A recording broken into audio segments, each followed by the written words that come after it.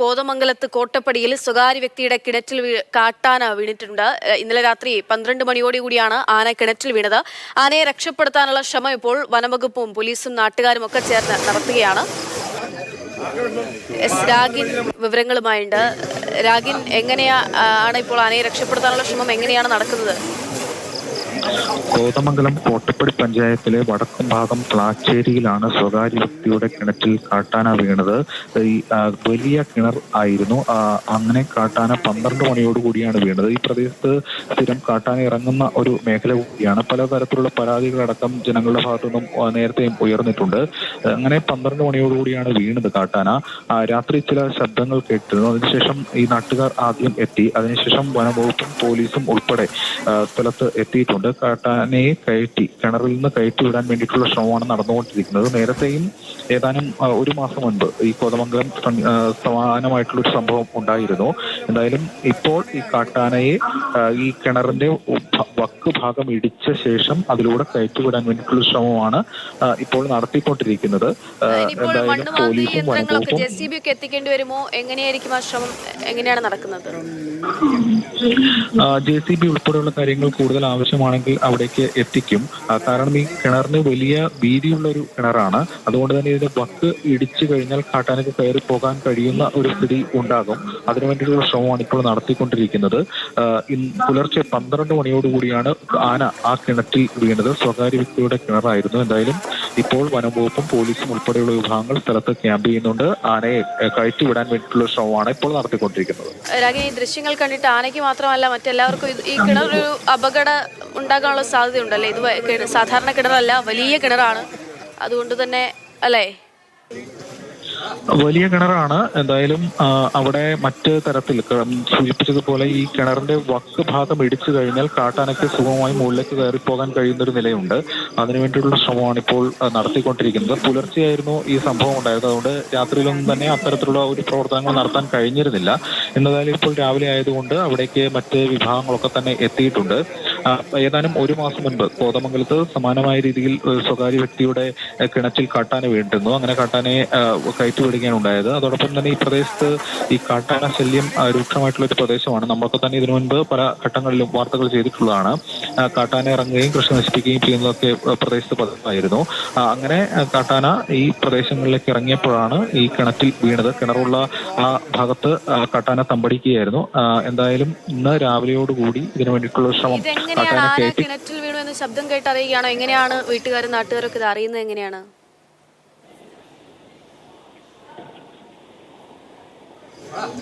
ചോദ്യം ആവർത്തിക്കാമോ? ഈ ആന രാത്രി പുലർച്ചെയാണല്ലോ ആന കിണറ്റിൽ വീഴുന്നത്. ശബ്ദം കേട്ടാണോ വീട്ടുകാരൊക്കെ അറിഞ്ഞത്? എങ്ങനെയാണ് അറിഞ്ഞത് എന്നുള്ളത്? അതെ, രാത്രി ഒരു ശബ്ദം കേട്ടിരുന്നു കാട്ടാന വീഴുന്നതായിട്ടുള്ള.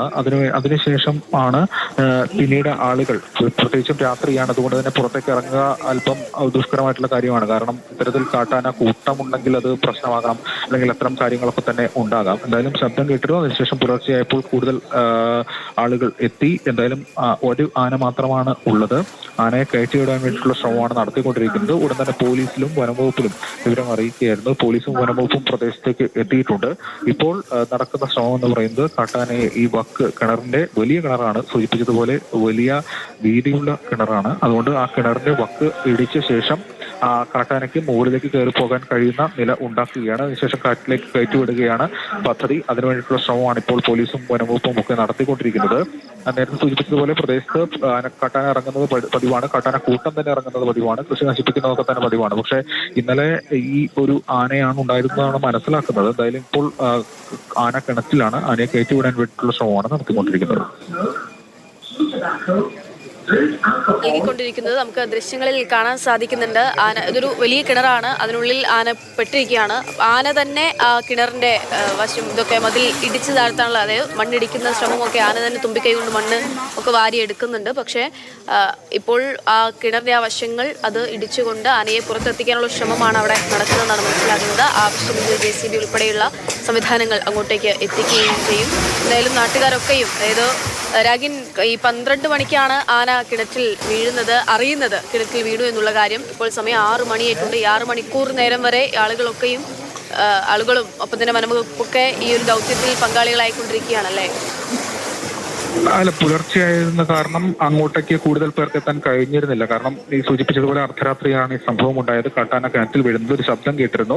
അതിനുശേഷം ഇന്ന് രാവിലെയോടുകൂടിയാണ് ഈ കാട്ടാനെ കയറ്റിവിടാൻ വേണ്ടിയിട്ടുള്ള ശ്രമങ്ങൾ ഉണ്ടായിരിക്കുന്നത്. ഇത്തരത്തിൽ സംഭവങ്ങൾ നേരത്തെയും ആന കിണറ്റിൽ വീഴുന്ന സംഭവങ്ങളോടെ പതിവാണ്. അതുമായി ബന്ധപ്പെട്ട പരാതികൾ ഉൾപ്പെടെ ജനങ്ങൾ നേരത്തെ മുന്നോട്ട് വയ്ക്കുകയും ചെയ്തിട്ടുണ്ട്. പ്രത്യേകിച്ചും ഈ കാട്ടാന ശല്യം രൂക്ഷമായ ഒരു പ്രദേശം കൂടിയാണത്. അങ്ങനെ ആ ഒരു നിലനിൽക്കുമ്പോഴാണ് ഇപ്പോൾ കിണറ്റിൽ വീണിരിക്കുന്നത്. എന്തായാലും ഇപ്പോൾ ആണ് വനം വകുപ്പും പോലീസും നാട്ടുകാർക്ക് വേണ്ടി എത്തുകയും അതോടൊപ്പം തന്നെ ഈ കാട്ടാനെ കയറ്റിവിടാൻ വേണ്ടിയിട്ടുള്ള ശ്രമം ഉണ്ടായിരിക്കുകയും ചെയ്തിരിക്കുന്നത്. പക്ഷേ ഇത് നേരത്തെ സൂചിപ്പിച്ചതുപോലെ JCBയോ അല്ലെങ്കിൽ മറ്റ് സംവിധാനമോ ഒക്കെ എത്തിച്ച് അത് വക്ക് ഇടിച്ച ശേഷമായിരിക്കും കാട്ടാനയ്ക്ക് കയറി പോകാൻ കഴിയുന്ന നില ഉണ്ടാകുന്നത്.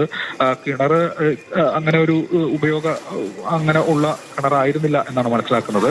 അങ്ങനെ ആന വീഴുകയായിരുന്നു. വലിയ രീതിയിലുള്ള ഒരു കുഴിയുണ്ട്. അതുകൊണ്ട് തന്നെ ഇപ്പോൾ നിലവിലെ അവസ്ഥയിൽ ആനക്ക് കയറി പോകാൻ സാധിക്കില്ല, ബുദ്ധിമുട്ട് തന്നെയാണ്. അപ്പോൾ അത് ഒഴിവാക്കാൻ വേണ്ടിയിട്ടുള്ള ശ്രമം വനം വകുപ്പിന്റെയും മറ്റും ഭാഗത്തു നിന്ന് ഉണ്ടാകുന്നുണ്ട്. അതിനു വേണ്ടിയിട്ടുള്ള ശ്രമം അവിടേക്ക് നടക്കുകയാണ്.